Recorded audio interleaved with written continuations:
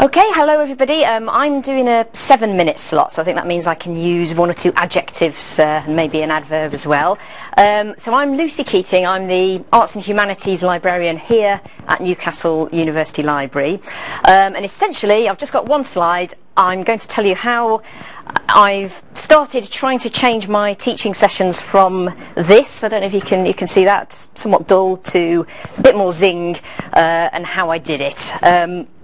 So first of all, just to set the context, we do a lot of teaching of students at all levels, from first-year undergraduates to PhD students and everything in between. We did about 320 hours of teaching in our faculty this year, so that's a lot. The main problem was I felt that the format of some of the sessions was a bit tired and ineffective, and maybe I was a bit tired and ineffective. It tended to be me standing, telling people, giving them a handout, and then they went, and that was it. So I wanted to try and zing things up a little bit, and I decided to just try it out on one example to start with. I chose history undergraduate students, brand new first-year history undergraduates.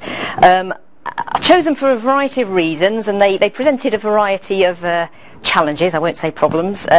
First of all, there's lots of them. We're timetabled. We have 15 hours with 15 groups of 15 students, so whatever is 15 times 15, lots of them, that must be over 200. So 15 groups of students. They're nearly all new fresh-faced 18-year-olds, despite all the diversity. They all tend to have come straight from school or college, so I'm very interested in Anne-Marie and Jackie's project.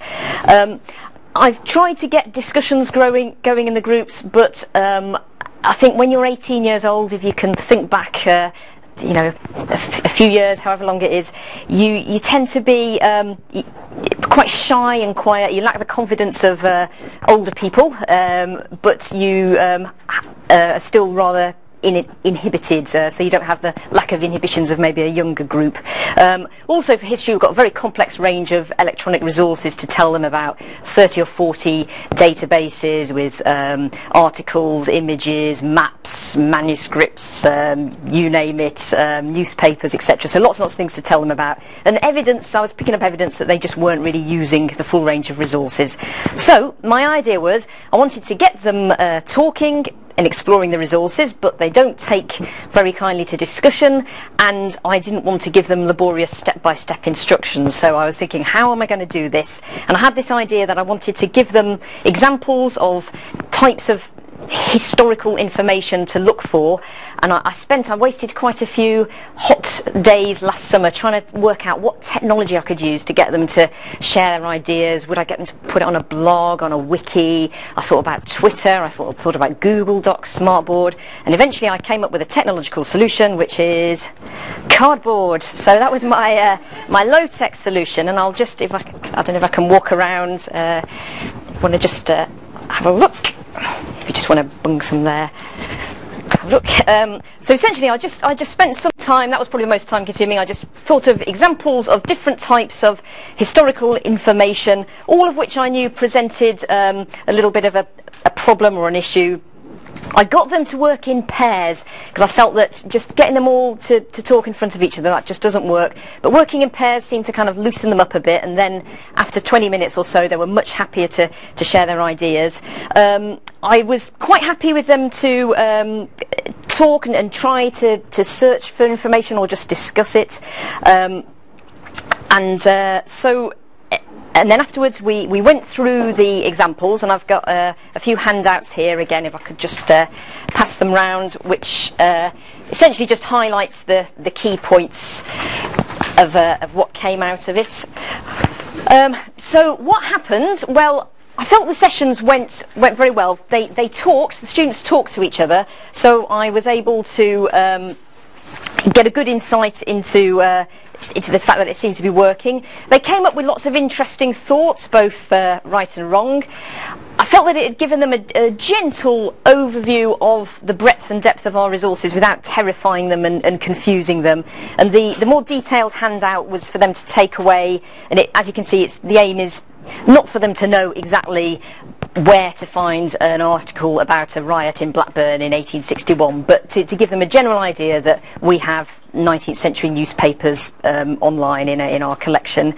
I think it challenged their preconceptions, a little bit of what we have in the university library, not just books, not just journals, and most pleasingly for me, the usage of a couple of our key historical databases greatly increased. I've seen a 60% increase in our two main historical databases in November last year compared with the preceding November. Now, I can't claim credit that that's all entirely down to these sessions. There are other factors as well, but I think it must be significant. And the feedback I got from the lecturers who ran the sessions with me, they got generally positive feedback from the students. And it was more enjoyable for me and my colleagues running the sessions, that it wasn't just one-dimensional, that they were talking to each other and they came up with some quite interesting ideas. So the lessons learnt, I suppose first of all, it doesn't always have to be high-tech. I really spent ages trying to work out what sort of technology I could use to get people discussing, and then I thought, why am I wasting so much time cardboard? Well, you do have to get the technology of cardboard right. It's very difficult cutting the pieces and choosing the colours. I feel this sort of approach works best, from my point of view, for first-year undergraduates. You've got a bit more scope with first-year undergraduates. If they're, for example, final year doing a dissertation, they only really want to focus on their subject, whereas with first-year undergraduates, you can get them talking about a wide range of topics. I've tried it out. I've begun replicating it for another subject, which is fine art. I look after fine art as well, and it's similar. I've got examples there. Again, you can pass them round. In a similar kind of model, and I might well try it for some of my other subject areas as well. And I suppose just the other lesson I've learned as well is just be realistic about getting group discussions going. I'm sure we've all tried to generate a heated debate, as Mrs. Merton used to say, but I think realistically, especially if you're dealing with 18-year-olds, getting people talking in pairs and then sharing their ideas seems to work best. So that's all I have to say.